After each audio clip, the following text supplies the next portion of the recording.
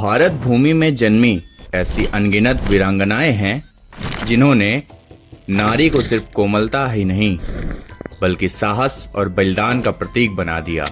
ऐसी ही एक वीरांगना थी रानी पद्मिनी, जिनका नाम इतिहास में स्वाभिमान, सौंदर्य और शौर्य के लिए जाना जाता है।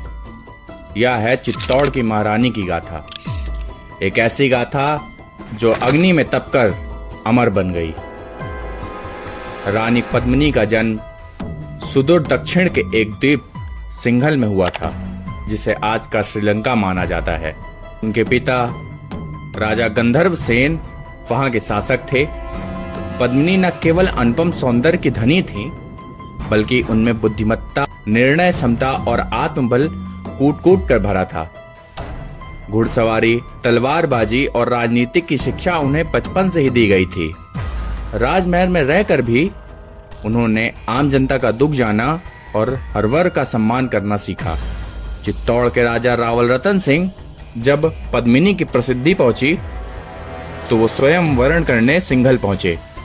कुछ किंवदंतियों के अनुसार पद्मिनी के स्वयंवर में कई राजा आए, परंतु रतन सिंह ने वीरता और सम्मान से उनका दिल जीत लिया। विवाह हुआ और पद्मिनी बनी चित्तौड़गढ़ की रानी। वह न केवल रानी थी बल्कि चित्तौड़गढ़ की प्रजा की जननी, उनकी मार्गदर्शक और प्रेरणा भी थी। दिल्ली का सुल्तान अलाउद्दीन खिलजी, जो अपने क्रूर शासन और अजेय महत्वाकांक्षा के लिए जाना जाता था, जब उसने पद्मिनी की सुंदरता की बातें सुनी तो अब मोहित हो उठा। उसका मन रानी को पाने की चाह में भर गया। उसने चित्तौड़गढ़ की ओर सेना भेजी, राजा रतन सिंह से मिलने का प्रस्ताव रखा। कुछ कथाओं के अनुसार उसने सिर्फ रानी पद्मिनी की एक झलक मांगी। रतन सिंह ने सम्मान के साथ इनकार किया, लेकिन कई ऐतिहासिक स्रोत कहते हैं कि दर्पण में परछाई के रूप में रानी को दिखाया गया। बस इसी झलक ने खिलजी को पागल कर दिया। 1313 ईस्वी में अलाउद्दीन खिलजी ने चित्तौड़ को घेर लिया। महीनों तक किले की दीवारें बाहरी आक्रमण को रोकती रहीं, लेकिन एक दिन छल और धोखे से रावल रतन सिंह को बंदी बना लिया गया। खिलजी ने शर्त रखी, अगर पद्मिनी को सौंप दिया जाए तो राजा को मुक्त कर दिया जाएगा। यह सुनकर रानी पद्मिनी ने एक योजना बनाई। 700 वीर योद्धाओं को पालकियों में छिपाकर खिलजी के शिविर में भेजा गया। राजा को मुक्त कराया गया, परंतु यह विजय क्षणिक थी।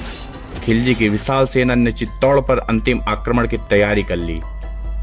जब स्पष्ट हो गया कि अब किला टिक नहीं पाएगा और खिलजी का प्रवेश निश्चित है, तब पद्मिनी ने एक ऐसा निर्णय लिया जिसने उन्हें इतिहास में अमर बना दिया।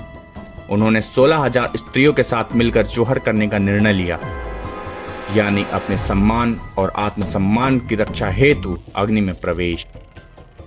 रानी पद्मिनी ने वस्त्र धारण किए, अंतिम पूजा की और चित्तौड़ की बाकी स्त्रियों के साथ उस अग्निकुंड में समा गई।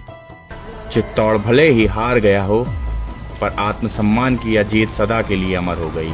रानी पद्मिनी की यह गाथा सिर्फ इतिहास नहीं, यह हर भारतीय के आत्मसम्मान की प्रेरणा है। उनका बलिदान यह सिखाता है कि नारी केवल सौंदर्य की मूरत नहीं होती, बल्कि वो शक्ति, आत्मगौरव और त्याग की मूरत भी होती है। रानी पद्मिनी आज भी जीवित है, हर नारी की आंखों में, हर बेटी की मुस्कान में, हर स्त्री के स्वाभिमान में। ऐसे ही और अनसुने लोगों की अनसुनी कहानी को जानने के लिए हमारे चैनल से जरूर जुड़ें। धन्यवाद।